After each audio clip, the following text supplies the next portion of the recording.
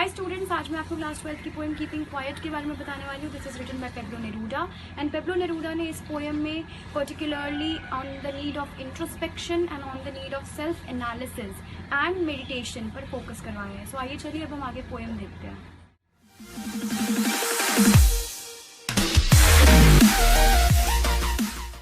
Class 12 की एक बहुत इंपॉर्टेंट पोएम है keeping quiet, which is written by Pablo Neruda. Themes क्या है इस पोएम की?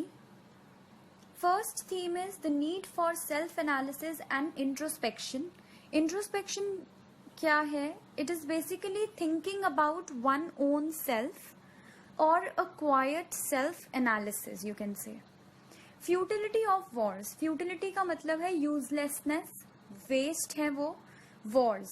Wars only bring destruction of all kinds, इसलिए वो बिल्कुल यूजलेस है, बिल्कुल वेस्ट है. Third is the need for peace, harmony and brotherhood. We all understand that. Now we talk about the literary devices that are used in this poem. First is symbols. सबसे पहला है symbols में आपका counting up to 12. 12 ही क्यों लिया है poet ने? 12 में be the 12 hours of the day और the 12 hours of the night, या फिर एक साल के 12 महीने भी हो सकते हैं.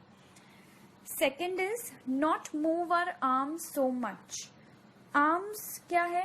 पन है यहाँ पे. पन is another poetic device.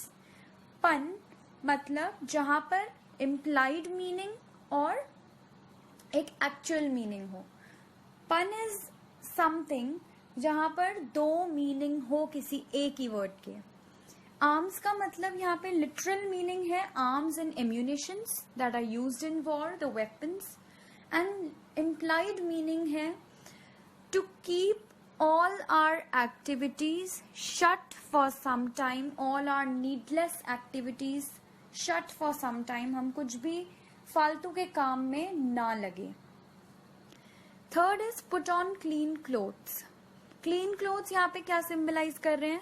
No bloodshed. That is, you should hold no grudges and there should be no bloodshed. We should not hurt anyone. Next is earth can teach us. ये भी एक symbol है. Earth we know it's a planet, but यहाँ पर हमने उसे एक teacher किससे कंपेयर करा है, so ये मेटाफर भी है एक. सेकेंड लिटरेरी डिवाइस है हमारा ट्रांसफर्ड एपिथेट. एपिथेट मतलब पोएटिक एडजेक्टिव और अ वर्ब. ट्रांसफर्ड एपिथेट का क्या मीनिंग है?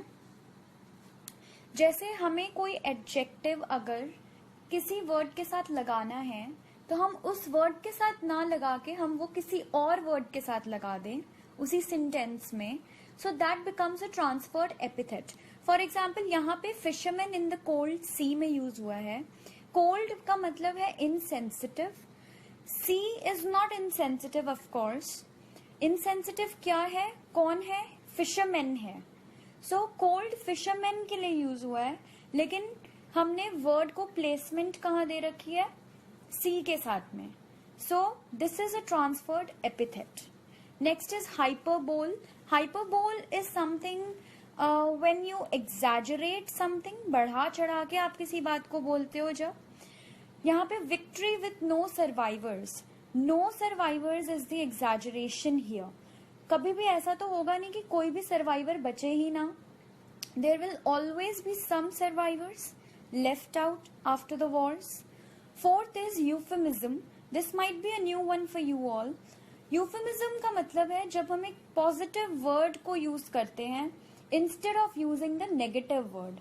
Suppose death is a negative word, but हम उसकी जगह पे वी से हेवनली अबोर्ड और we can say passed away, right? So these are the positive words which we use instead of using the word he died, he expired और something like that. यहाँ पर no truck में use हुआ है euphemism. No truck. Truck का यहाँ पे meaning है collision. No truck, no accident, no collision, right? Don't allow your mind to meet with an accident. Instead of the word accident, the poet has used the word truck, which means collision. So now let's begin with the poem.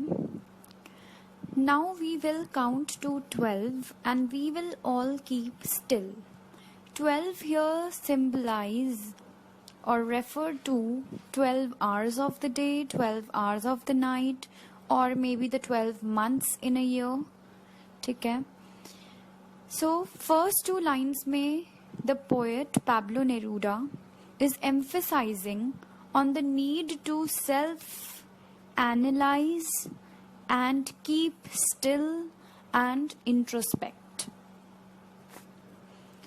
Next, for once on the face of the earth, let's not speak in any language. Face का मतलब क्या है? Surface of the earth. Let's not speak in any language means let's break all the linguistic barriers. जो language की वजह से differentiation है cast and all में, वो हम लोग ब्रेक करते हैं. Let's stop for 1 second. 1 second का मतलब ये नहीं है कि 1 सेकेंड के लिए, एग्जैक्ट 1 सेकेंड के लिए let's stop. It means some little time. Let's stop for some little time and not move our arms so much.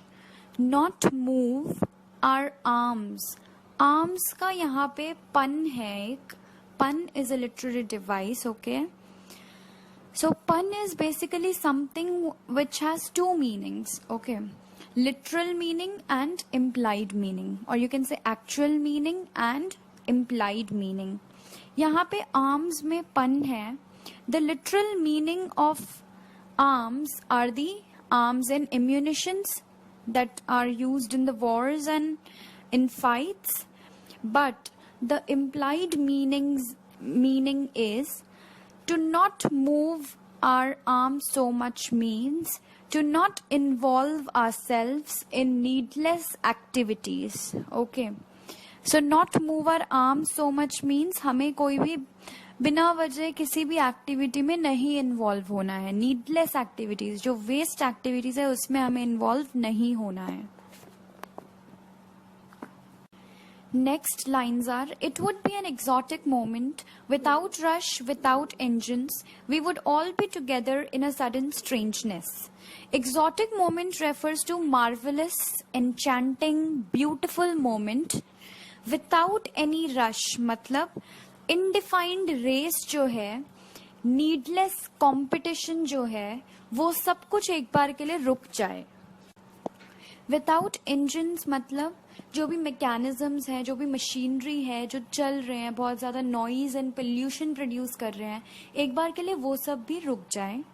We would all be together, we'll all be unified. It means in a sudden strangeness. Sudden strangeness, strangeness is this oneness और this unity. It will be sudden because by now we all are addicted to negativity. और अब हम जब एकदम शांत हो जाएंगे, we'll be introspecting ourselves, तब ये बहुत ही एक सडन चीज होगी, बहुत ही अलग डिफरेंट चीज होगी, न्यू थिंग होगी ये, जिससे हम एडिक्टेड नहीं हैं. So it will be a sudden strangeness. Fishermen in the cold sea. Cold is insensitive. Sea insensitive नहीं है ऑफ कोर्स. कौन इनसेंसिटिव है? फिशरमैन. सो यहाँ पर भी ट्रांसफर्ड एपिथेट यूज हुआ है.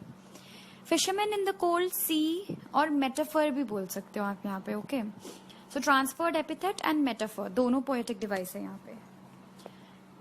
Would not harm the whales and the man gathering salt would look at his hurt hands. The man gathering salt, generally salt gather करते करते क्या होता है, हमारी पूरी बॉडी का वाटर सॉल्ट एब्जॉर्ब कर लेती है. ठीक है, तो हमारे हैंड्स पे कट्स एंड ऑल आ जाते हैं. सो वही कह रहे हैं कि in order to collect money and earn money, he hasn't, who, the man gathering the salt, hasn't taken care of himself. उसने अपना ध्यान नहीं रखा है, and उसके हाथ भी कट चुके हैं. So वो भी एक टाइम के लिए रुक जाए. राइट, मनी के पीछे भागते भागते हम अपना ध्यान रखना भूल जाते हैं. सो पोएट उनकी तरफ फोकस करवा रहा है हमारा. They should not overdo anything. कोई भी अपने काम को ओवरडू नहीं करना चाहिए. मतलब जितना रिक्वायर्ड है उतना करो, ज्यादा एक्साइटेड होके, ज्यादा ग्रीडी होके we should not work. Okay, and we should also take care of the environment.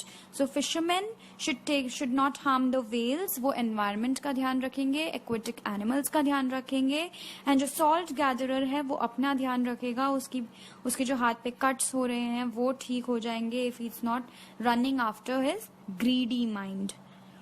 Right? So stop accumulating materialistic things. Those who prepare green wars, wars with gas, wars with fire. Green wars क्या है? Wars against environment, the exploitation of environment or the unjudicious use of weapons which harm the environment around us. Wars with gas are the nuclear wars or the gases and weapons. Okay. Wars with fire are destructive weapons which create fire. Victory with no survivors. So यहाँ पे hyperbole है. I told you earlier. Hyperbole मतलब no survivors. तो obviously किसी भी war के बाद ऐसा तो होगा नहीं कि कोई भी नहीं बचेगा, कुछ तो बचेंगे ही. तो यहाँ पे बढ़ा चढ़ा के बात की गई है. Basically no survivors, it's a hyperbole. कुछ तो बचेंगे, नो बिल्कुल नहीं होगा. Right. So victory with no survivors का मतलब क्या है? Victory is a mere illusion.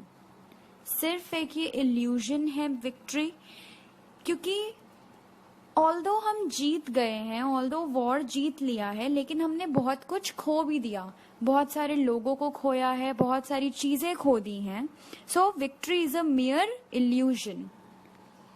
Would put on clean clothes. Clean clothes का मतलब क्या है यहाँ पे? No bloodshed and cleaner souls. हमारी सोल एकदम क्लीन हो, हम प्योर हो, एंड नो ब्लडशेड हो.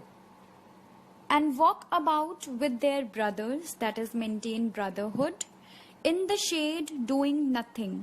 इन the shade, shade means peace. सो यहाँ पे ये मेटाफर है, डायरेक्ट कंपैरिजन है. Shade is peace. In the peace doing nothing. Doing nothing is doing no negative thing. Nothing is no negative thing. What I want should not be confused with total inactivity. Total inactivity मतलब poet कह रहे हैं कि जो मैं कह रहा हूँ इंट्रोस्पेक्शन की बात, उसे आप लोग इक्विवेलेंट मत समझ लेना. इक्विवेलेंट टू बीइंग डेड और being lazy and lethargic. He doesn't mean to say कि आप लेजी हो जाओ, लेथार्जिक हो जाओ, या फिर एक डेड बॉडी के इक्विवेलेंट हो जाओ. Life is what it is about. So यहाँ पे आपको 4 चीजें याद रखनी है इस लाइन से. Life is what it is about. Life is about higher level of existence. It is about accepting others and accepting challenges. It is about struggling. It is about working hard. So 4 चीजें: higher level of existence, accepting challenges, struggling and working hard. So life is what it is about. And by the way, do you know the meaning of human? Human का मतलब क्या है? Hu means taking care of. Man in Sanskrit means of every soul around. So human means taking care of every soul around. So as human being we have to take care of ourselves, and हमें सबका जो हमारे आसपास रह रहे हैं on earth उनका भी ध्यान रखना है. So I want no truck with death. No truck with death. It is euphemism, and no truck means this keeping quiet should not be connected. It should not be associated with death. इसका मतलब ये नहीं है कि आप लोग एक मरे हुए इंसान की तरह हो जाओ, बिल्कुल inactive. If we were not so single-minded about keeping our lives moving, single-minded means self-centered, about keeping our lives moving, and for once could do nothing. Nothing again means no negative thing. Perhaps a huge silence is introspection. Perhaps this introspection might interrupt this sadness of what? 3 चीजें हैं अब यहाँ पे. First, of never understanding ourselves, that is of never understanding the true meaning of humans, which I told you earlier. So taking care of all the souls around us. Firstly, of never understanding ourselves. Second, of threatening ourselves with death. Of threatening ourselves with death means because of the concept of hell and heaven, we are threatening ourselves with death. Thirdly, we avoid the path that is negative path. We avoid the negative path and should get time to understand ourselves. We should take some time out in the whole day to try to understand who we are, what we are doing, whether it is positive, it is negative. So we should, introspect and focus upon our own selves. So lastly, poet ने बहुत beautiful lines यहाँ पे बोली हैं. Perhaps the earth can teach us as when everything seems dead and later proves to be alive. Earth से हमें कुछ सीखना चाहिए. क्या सीखना चाहिए?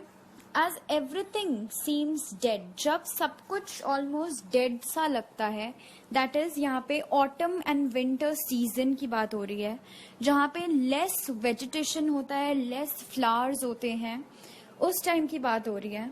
उस time को हम क्या बोल रहे हैं कि at this time the earth is introspecting and later proves to be alive. Later proves मतलब spring and summer season वाला time, जब वापस अर्थ के पास में फ्लावर्स आ जाते हैं, ग्रीनरी आ जाती है and vegetation on its peak होती है.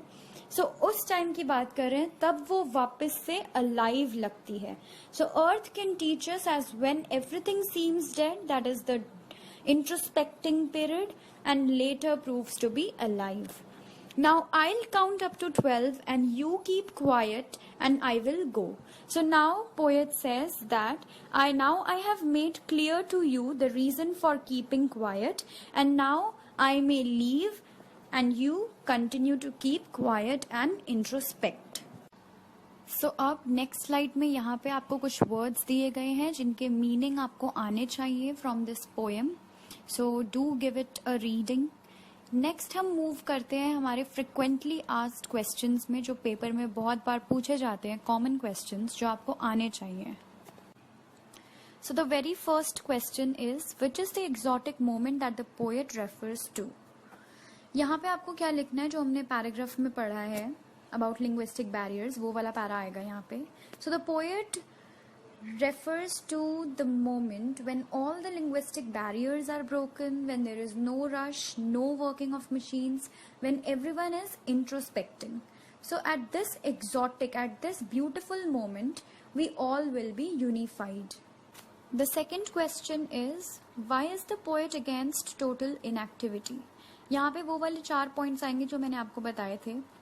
The poet does not want to associate total inactivity with death, as life is about higher level of existence, life is about moving on, it is about accepting challenges, it is about working hard, it is about struggling, and it is about helping all the creatures around us. So the next question is, what has man single-mindedly focused upon? So here you have to write in simple words that the poet says that man has single-mindedly focused upon their own progress and welfare instead of fulfilling their responsibility of taking care of all the souls around them. The man has led to destruction of the environment through the wars and through pollution for meeting his personal greeds and needs. Last but yet another important question is, what does the poet want all the perpetrators of war to do? So perpetrators कौन होते हैं? They are the people who start the illegal activities or the harmful activities. So अब question simple लग रहा है. यहाँ पे हमें कौन से points लिखने हैं? ये लिखेंगे कि the poet wants the perpetrators of war to introspect themselves and realize that जो victory उन्हें मिल रही है, the victory is a mere illusion. That is, the war leads to destruction. The perpetrator should wear clean clothes, that is bloodless clothes, and maintain brotherhood. भाईचारा अपनाओ and peace में रहो, bloodshed मत करो. So lastly, good luck students. Thank you. Ooh, the trigger. Ain't nobody gonna